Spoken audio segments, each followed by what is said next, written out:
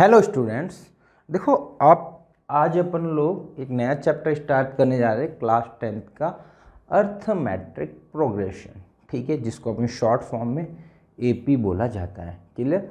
तो आज AP chapter के बारे में पढ़ेंगे, क्या इसका बेसिक्स हैं, एपी प्रोग्रेशन क्या होती है वो भी अपन देखेंगे। ठीक है, एक्चुअल में ये जब अपन अर्थमेटिक प्रोग्रेशन पढ़ते हैं, फर्दर आप 11th-12th में जाओगे तो आप ज्योमेट्रिक प्रोग्रेशन, हार्मोनिक प्रोग्रेशन भी पढ़ोगे। क्लियर?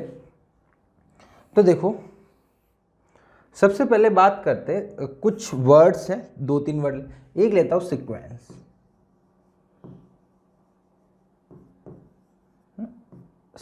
सीक्वेंस क्या होता है? सीक्वेंस ये होता है कि कोई भी नंबर को किसी भी अरेंजमेंट में जमा दो, कोई पर्टिकुलर मैथमेटिकल लॉ से, किसी भी मैथमेटिकल कुछ भी लग रहा है उससे आप जमा सकते हो। जैसे सपोज मैं एग्जांपल लूँ, जैसे 2, 4, 6, 8 सो ऑन जा रहा है। ठीक है, अब सपोज मेरे को देखो पहला टर्म था तो 1 इंटू 2 कर दूँ, दूसरा टर्म है तो 2 इंटू 2 कर दूँ, तीसरा टर्म है तो 3 इंटू 2 कर दूँ। ठीक है, या 2 इंटू 3 कर दूँ, चौथा टर्म है तो 2 इंटू 4 करा। तो मेरे को nth टर्म बोलूँ मैं सपोज, तो वो हो जाएगा डियर 2 इंटू एन। एन से मल्टीप्लाई कर दो, मतलब 5th टर्म निकालना है तो 2 इंटू 5, तो nth टर्म निकालना है तो 2 इंटू एन। क्लियर? अब जैसे एक मैं ये लिखता हूँ 2, 3, 5, 7, 11। ये क्या है डियर? Prime number.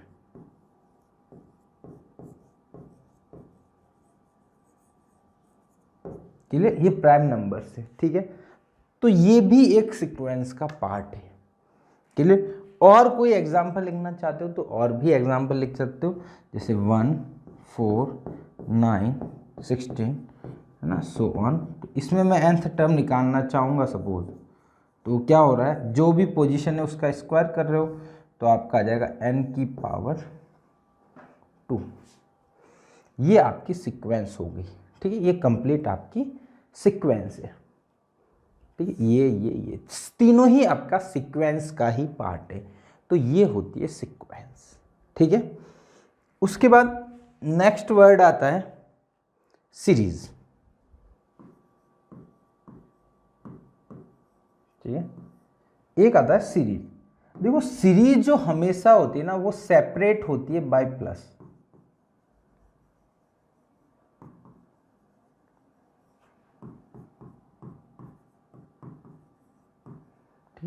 सेपरेट होती है प्लस साइन से। जैसे जो भी अपन ने सीक्वेंस लिखी थी, जैसे आपका 2 वाली थी, तो 2 + 3, 2 + 4 + 5, 6 + 8 ये आपकी सीरीज होगी। हमेशा ध्यान रखना, यहाँ पे सीक्वेंस में कॉमा से सेपरेट थी, वही आपका सीरीज में प्लस से सेपरेट होगी। मतलब सीरीज कहने का मतलब ऐसा बोल सकते हो कि ऐड करना जो भी सीक्वेंस है। ठीक है, जैसे आपने लिखा था 1, 4, 9, 16। ठीक है, सो ऑन।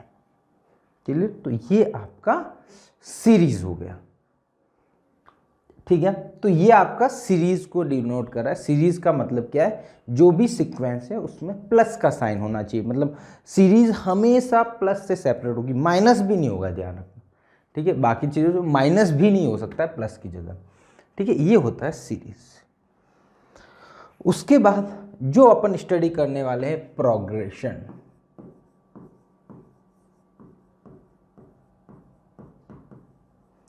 प्रोग्रेशंस क्या होती है? ये ऐसा बोल सकते हो कि part of sequence, one type of sequence, ऐसा बोल सकते हो, वन टाइप ऑफ सीक्वेंस। ठीक है, अब देखो क्या डिफरेंस हुआ प्रोग्रेशन, मतलब ऐसा बोल सकते हो ऑल प्रोग्रेशंस आर सीक्वेंस। जितने भी प्रोग्रेशन है वो सीक्वेंस भी है, यानी सीक्वेंस का जो जितनी भी सीक्वेंस है उसमें से एक पार्ट क्या होता है? प्रोग्रेशन। देखो सीक्वेंस में क्या था, ये दोनों को देखो, फर्स्ट और लास्ट, और देखो इन दोनों को आप एक बार देखो इन दोनों में क्या हो रहा है। सपोज मैं इसको बिना आपको कुछ दिए मैंने बोलूं कि 50th टर्म बताओ, 50वां टर्म बताओ, तो मैं यहाँ पे क्या करूँगा, 2 × 50 100 होगा। यहाँ पे बोलूँगा 50वां टर्म बताओ तो 50 का स्क्वायर करूँगा तो 2500 मिलेगा 50वां टर्म। बट प्राइम नंबर में मैं नहीं बता सकता हूँ, ठीक है। मीन सिंपल लैंग्वेज में समझू तो ऐसी सीक्वेंस जिसमें अपन nth टर्म डिफाइन कर सकते हो, जिसमें nth टर्म को डिफाइन करा जा सके, वो आपकी क्या कहलाती है, सीक्वेंस आपकी कहलाती है प्रोग्रेशन, ठीक है। समझ में आ रही होगी आपको बात कि जो भी सीक्वेंस हैं जिसमें अपन nth टर्म डिफाइन कर पा रहे हैं कोई भी सीक्वेंस का, तो उसको अपन क्या बोलेंगे, आपका प्रोग्रेशन, है ना। वी कैन डिफाइन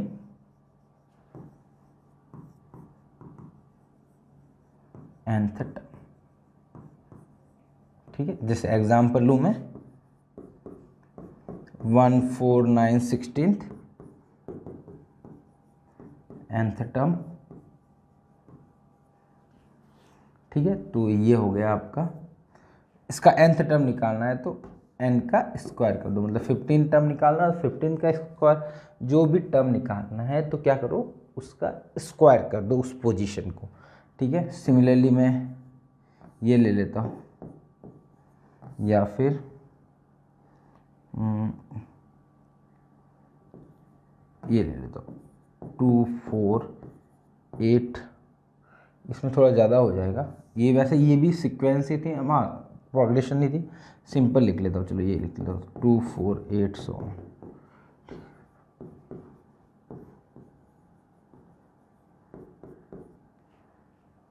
2n, ठीक है। ये वो दो पुराने वाले एग्जाम्पल लिख लिए, ठीक है। ये लिखूंगा मैं सपोज तो ये आपकी नहीं, ये आपकी सीक्वेंस सॉरी प्रोग्रेशन नहीं है, ठीक है। बात समझ में भी आ रही होगी क्योंकि प्राइम नंबर में कुछ भी डिफाइन नहीं कर सकते हो कि कौन सी, मैं बोलूँगी 10th टर्म क्या होगी, तो आप अपने लेवल पे सिंपल सा डिफाइन नहीं कर सकते हो कि 10th टर्म कौन सी होगी डियर, क्लियर। किस केस में, प्राइम में। बाकी जहाँ पे अपन डिफाइन कर पाएंगे तो उनको अपन क्या बोलेंगे, प्रोग्रेशन, है ना, जिसमें nth टर्म डिफाइन कर पा। ये सिंपल एग्जांपल ले रहा हूँ, और भी एग्जांपल हो सकते हैं, है ना। जिससे अपन ने n स्क्वायर प्लस 2 ये 2n लिया, हो सकता है n क्यूब प्लस 1 हो, है ना, n cube plus n square वाले हो, तो ऐसे कोई भी टर्म हो सकते हैं, ठीक है। चलो अब जो अपन जो प्रोग्रेशन पढ़ते हैं, है ना, जो 9 10 11 12 में भी पढ़ते हैं, ये मोस्टली जो पढ़ी जाने वाली है, एक तो है अर्थमेटिक प्रोग्रेशन,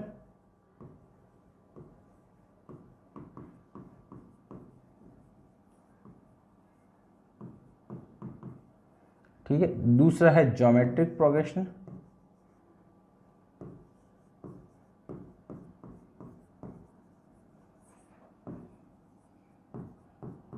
ठीक है। थर्ड वन है आपका हार्मोनिक प्रोग्रेशन,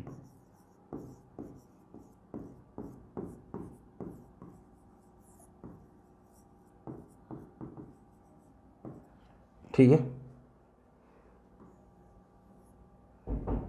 ये आपकी हो गई तीनों प्रोग्रेशन। कौन कौन सी हुई, एक तो arithmetic progression, geometric progression, harmonic progression. Arithmetic को अपन एपी बोलते हैं, फिर जीपी बोलते हो, इसको एचपी बोलते हो, ठीक है। तो ये बड़ी मोस्टली जो अपन स्टडी करते हैं 11 12 में ये, और 9th में 10th में तो सिर्फ अर्थमेटिक भी करते हैं, अर्थमेटिक ही करते हैं। ज्योमेट्रिक और हार्मोनिक प्रोग्रेशन का हल्का सा इंट्रो मैं आपको दे दूंगा, वो एंड में दे दूंगा, है ना, हल्का सा आपको इंट्रो दे दूंगा। एक आधा कुछ अलग सा क्वेश्चन है जो कभी कभी कहीं पूछ लेते तो उसके हिसाब से मैं बता दूंगा आपको, बट ये कंप्लीट कोर्स में नहीं है, आपके 10th के 11 12 में ये दोनों आती है, क्लियर। और 11 12 में और भी आप पढ़ते हो, एजीपी पढ़ते हो, है ना, अर्थमेटिक ज्योमेट्रिक, अब है ना, तो वो दोनों कॉम्बिनेशन होता है, वो आप वहाँ पे स्टडी करना, उससे अपन डील नहीं करेंगे। अपन तो मोस्टली मोटा मोटा जो स्टडी करने वाले हैं वो अर्थमेटिक प्रोग्रेशन एपी के बारे में बात करने वाले हैं, क्लियर, ठीक है। तो ये आपका तीनों प्रोग्रेशन के टाइप हो गए। चलो अब अपन स्टडी स्टार्ट करते हैं अर्थमेटिक प्रोग्रेशन। ये तो इंट्रोडक्शन पार्ट था, ठीक है। अब अपन आते हैं अर्थमेटिक प्रोग्रेशन पे। AP clear. अब देखो अर्थमेटिक प्रोग्रेशन होती क्या है। ऐसी प्रोग्रेशन है ना जिसमें ईच टर्म में कुछ प्लस हो रहा हो। जैसे सपोज मैं एक एग्जांपल लेता हूं 2 5 8 11 सो ऑन। तो देखो हर एक टर्म में +3 हो रहा है, मतलब कुछ फिक्स क्वांटिटी ऐड या सब्ट्रैक्ट भी हो सकता है। तो इस प्रोग्रेशन या फिर इस सीक्वेंस को अपन क्या बोलते हैं, अर्थमेटिक प्रोग्रेशन। क्लियर। ये जरूरी नहीं है आपका ऐड ही हो, सब्ट्रैक्ट भी हो सकता है।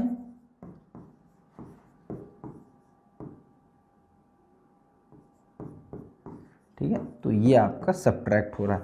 सपोज -2 -2 -2 -2। ठीक है, तो ये आपका सब्ट्रैक्ट हो रहा है या फिर ऐड होता है, दोनों ही आपका क्या कहलाता है, अर्थमेटिक प्रोग्रेशन। तो आप समझ पाए होंगे अर्थमेटिक प्रोग्रेशन में क्या बोला है, एक फिक्स क्वांटिटी ऐड या सब्ट्रैक्ट होनी चाहिए। क्लियर। ठीक है, तो जो देखो ये फिक्स क्वांटिटी होती है ना, ये ले लो आप, भले ही आप ये ले लो, इन दोनों को बोला जाता है कॉमन डिफरेंस।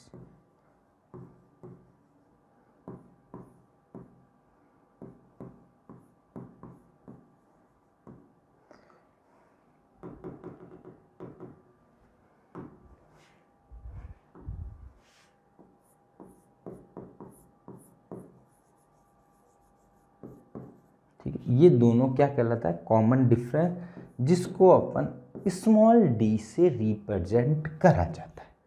ठीक है, यहाँ पे कॉमन डिफरेंस होता है, ज्योमेट्रिक में मैं लास्ट में बताऊंगा तो वहाँ होता है कॉमन रेशियो। ठीक है, उसमें r से रिप्रेजेंट करते हैं। तो ये जो d है वो कॉमन डिफरेंस है, d बोला जाता है। ठीक है, ये आपकी क्या है, फर्स्ट टर्म है ना, इसको अपन डियर a से रिप्रेजेंट करते हैं, है ना। ठीक है, ये अपन इसको a से रिप्रेजेंट करते हैं, ऐसा कोई रीज़न नहीं है। ठीक है, कुछ भी ले सकते हैं, but a upon general use कर रहे हैं। तो a और d, a आपकी फर्स्ट टर्म और d क्या होगी, कॉमन डिफरेंस d हो गया। ठीक है, अब मैं सपोज जनरल फॉर्म लिखना चाहूँ,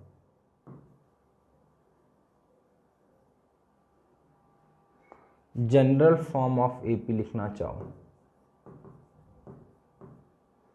ठीक है, ठीक है, जनरल फॉर्म लिखना चाहो तो जनरल फॉर्म क्या होगी डियर, देखो पहला टर्म उसका क्या था, सिंपल सा अपने को पता है a था। अब दूसरा टर्म कैसे निकालोगे, a में कॉमन डिफरेंस ऐड कर दो तो a प्लस डी, अगला टर्म a प्लस 2d, अगला टर्म a प्लस 3d। ठीक है, तो सो ऑन चलता जाएगा। अब देखो आप यहाँ पे थोड़ा सा आइडिया लगाओ, तो देखो हर एक में डी डी ऐड हो रहा है, डी इधर ऐड हुआ, डी इधर ऐड हुआ, डी इधर ऐड हुआ। तो देखो सब में ही कॉमन डिफरेंस ऐड होता जा रहा है, तो अपने को अगली अगली टर्म मिलती जा रही है। ठीक है, ठीक है, तो अब जनरली इसको बोला, ऐसे बोले तो ना, इसको बोलते हैं फर्स्ट टर्म को a1 a2 a3 a4 so on. ठीक है, ऐसा भी बोल सकते हैं अपन। ठीक है, अब देखो मेरे को ये बताओ, थर्ड टर्म था, सब में ही देखो a तो आ ही रहा है। ठीक है, इसको मैं हल्का सा ऐसा लिख सकता हूं a प्लस 0 इंटू डी। ठीक है, देखो a और d सब में ही आ रहा है।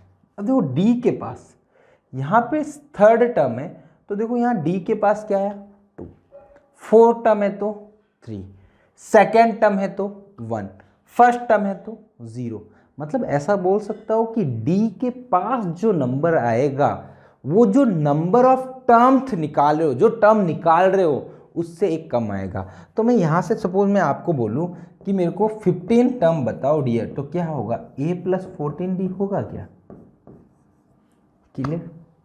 a प्लस 14d होगा। सपोज मैं बोलूँ कि मेरे को 27th टर्म बताओ, a 27 बताओ, तो a प्लस 26d लिख सकता हूँ डियर। क्लियर? वैसे के वैसे मेरे को बोलूँ सपोज मेरे को nth टर्म बताओ, तो क्या होगा a plus n minus 1 into D. मतलब यहाँ पे क्या करा, जो पोजीशन थी उससे अपन ने एक माइनस कर दिया, तो n था तो nth माइनस 1। तो ये एक फॉर्मूला होता है nth टर्म ऑफ एपी। कोई भी एपी का जो nth टर्म है उसका फॉर्मूला ये होता है। ठीक, अब आपको 16th टर्म निकालने के लिए बोले तो n की जगह 16 लिख लो, 58 टर्म निकालने के लिए बोले तो n की जगह 58 लिख लो। ठीक है, इसमें एक और अच्छी सी बात एक बताता हूँ, मैं उसको आगे जाके और बढ़िया से एक्सप्लेन करूँगा आपको, है ना। तो जो nth टर्म है, ठीक है ना, जो nth टर्म सॉरी जो भी टर्म है ना, जो an का फॉर्मूला है, ठीक है, nth टर्म का फॉर्मूला है, उसमें देखोगे कि nth की मतलब सॉरी n की पावर हाईएस्ट कितनी है, 1 है। यहाँ पे देखो n की पावर 1 है और कहीं तो n मल्टीप्लाई नहीं हो रहा है। तो जब भी AP का nth टर्म हो, है ना, उसको मैं थोड़ा आगे आप जब क्वेश्चन सॉल्व करेंगे ना, वहाँ थोड़ा समझाऊंगा तो और ज़्यादा अच्छे से समझ में आएगा आपको। मेरे को बोला गया कि ये nth टर्म है AP की, ठीक है, तो nth टर्म की पावर 1 है ना, तो n की पावर 1 है तो वो 100% AP होगी। ठीक है, इसको मैं थोड़ा आगे एक्सप्लेन करूंगा तो थोड़ा और आपको इंटरेस्ट आएगा, है ना। तो अभी हो सकता है हल्का सा मैं जिस बात को आपको समझाना चाह रहा हूँ उतना मैं समझा नहीं पा रहा हूँ, क्योंकि मेरे को थोड़ा सा कुछ इस एपी को अभी अपन ने स्टार्ट करा, nth फॉर्मूले में मैं कुछ क्वेश्चन करवा पाऊंगा तो फिर आपको हल्का सा आइडिया लगेगा। ठीक है, तो ये आपका एपी का जनरल फॉर्म है, nth टर्म है। ठीक है, देखो एपी में दो ही फॉर्मूले हैं, एक तो nth टर्म का, एक है सम ऑफ n टर्म। ठीक है, मतलब जैसे ये जितने भी टर्म है उन सब का सम निकालना, यानी सीरीज बन गई। तो वो दो क्वेश्चन होते हैं मोस्टली अपने एपी के। ठीक है, उससे ज़्यादा एपी के ये दो ही फॉर्मूले होते हैं, बाद में वर्स प्रॉब्लम होती है ना। एपी इतना सा ही है, क्लियर, और बड़ा आसान सा चैप्टर है, इतना कोई टफ चैप्टर नहीं, आसान चैप्टर है, बट कॉन्सेप्ट आपको समझ में आना चाहिए। अब मैं सपोज एक एग्जाम्पल लेता हूँ डियर, एक एपी गिवन है आपको, सपोज मैंने बोल दिया 1 4 7 10 सो ऑन, मैंने बोला 15th टर्म निकालो, 15th टर्म निकालो क्या होगा। ठीक है, और nth टर्म निकालो क्या होगा। दो चीज बोली, nth टर्म और 15th टर्म दोनों निकालनी। तो सबसे पहले तो देखो इसका फर्स्ट टर्म क्या है, a = 1 है, कॉमन डिफरेंस d। अब देखो इसमें ध्यान रखना एक बात, d जो है ना सेकेंड में से फर्स्ट माइनस करना है, यानी क्या बोल सकता हूँ 4 - 1। या फिर यहाँ पे मैं डियर लिखना चाहूँ, यहाँ को d को वापस एक बार लिखूँ तो d की वैल्यू है डियर a2 - a1। ठीक है, या फिर a3 - a2, या फिर a4 - a3, कुछ भी ले लो, बट ध्यान रखना कि सेकेंड टर्म में से फर्स्ट टर्म माइनस करना, उल्टा मत कर देना, या तो डी साइन उल्टा आ जाएगा। सेकेंड माइनस फर्स्ट, थर्ड -2, मतलब आगे वाली से जस्ट पीछे वाली टर्म। आप कहीं का भी डिफरेंस ले सकते हो, इन दोनों का आगे के डिफरेंस कोई भी ले लो, वो सब आपको डी ही देगा। तो यहाँ पे डियर आपका डी रहा 3। अब मेरे को nth टर्म का फॉर्मूला बता दूं, an। ठीक है, an का फॉर्मूला होता है डियर a + n - 1 × d। अब देखो पहला मेरे को बोला है कि 15th टर्म निकाल के बताओ सर आप, तो n की जगह क्या पुट कर दो 15th, तो ये हो गया A15 equal to A plus 15 minus 1 यानी 14D हो गया है ना, कोई दिक्कत नहीं यहाँ पे। अब A और D की वैल्यू रख लो, तो A डियर आपका था 1 और D था आपका 3, तो A15 हो गया डियर 14 3 जा 42 43, तो ये आपका 42 3 का गया 12 ना, 31 सही है, एक जगह ठीक है। ठीक है, तो डियर 15 टर्म आपके आ गई 43, ये आपको एक फाइंड आउट करनी थी। ठीक है, आप सॉल्व करा, आपने पुट करा। ठीक है, अब मेरे को बोला nth टर्म का फॉर्मूला, n टर्म क्या होगी, तो n टर्म का कुछ भी नहीं है डियर, उसी को सॉल्व कर दो। n टर्म निकालनी a plus n minus 1 into D, तो an का फॉर्म an क्या हो जाएगा इसमें डियर, a कितना है 1, n माइनस 1 को n माइनस 1 ही रहने दो क्योंकि n की वैल्यू नहीं पुट करनी, क्योंकि nth टर्म ही पूछा है, और d कितना है डियर आपका 3 है। अब प्रोडक्ट कर दो एक बार, 1 प्लस 3n माइनस 3, तो डियर an का जो फॉर्मूला है ना वो आया 3n माइनस 2, ये फॉर्मूला है। अब इसमें आपने a की जगह यहाँ 15 रखा, आप यहाँ पे भी a15 रख लो, तो भी आपको देखो 3 इंटू 15 माइनस 2, यानी n की जगह 15 पुट करा तो आंसर सेम आया। अब देखो यहाँ पे देखो, जब मैं an का फॉर्मूला लिया और ap ली, तो जो n की पावर है, power of n will be 1, n की जो पावर है या highest power of n is 1, highest power of n क्या होगी 1 ही होगा हमेशा, किस केस में, जब कोई AP है तो, अदरवाइज वो जरूरी नहीं है कि उसका n की पावर हमेशा 1 रहे सिर्फ, बट AP के केस में आपकी n की पावर हमेशा हाईएस्ट 1 ही रहेगी। क्लियर, तो ये बेटा AP का जो मोटे मोटे तौर पे अपन देखने जाए तो ये इसका इंट्रोडक्शन पार्ट ही बोल सकता हूँ। तो आज डियर अपन ने देखो, मैं थोड़ा सा रिवाइज करवा देता हूँ क्या क्या स्टडी करा। सबसे पहले देखा मैंने सीक्वेंस क्या होती है, कोई भी मैथमेटिकल पैटर्न में अपन लिख ले चीज़ें तो वो सीक्वेंस होती है।